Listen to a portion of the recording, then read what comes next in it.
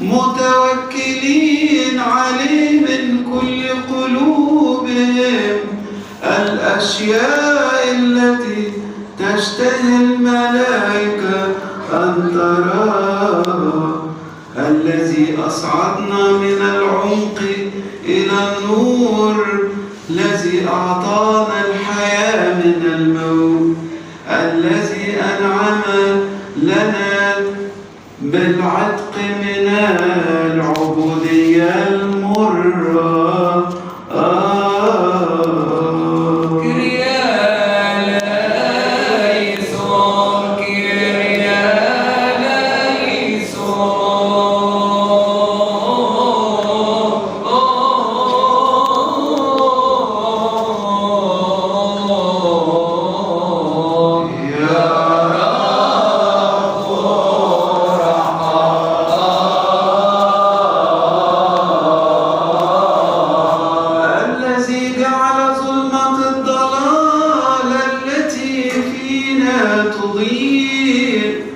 تضيء من قبل اتيان ابنك الوحيد بالجسد.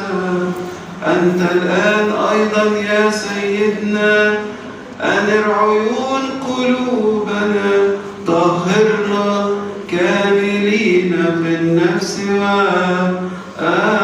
والجسد والروح.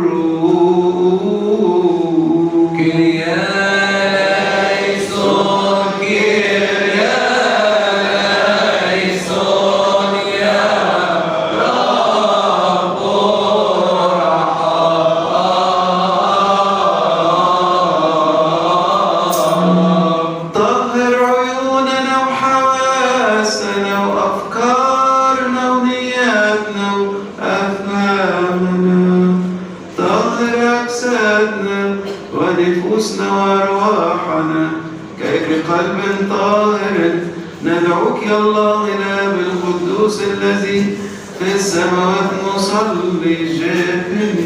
أبانا الذي في السماوات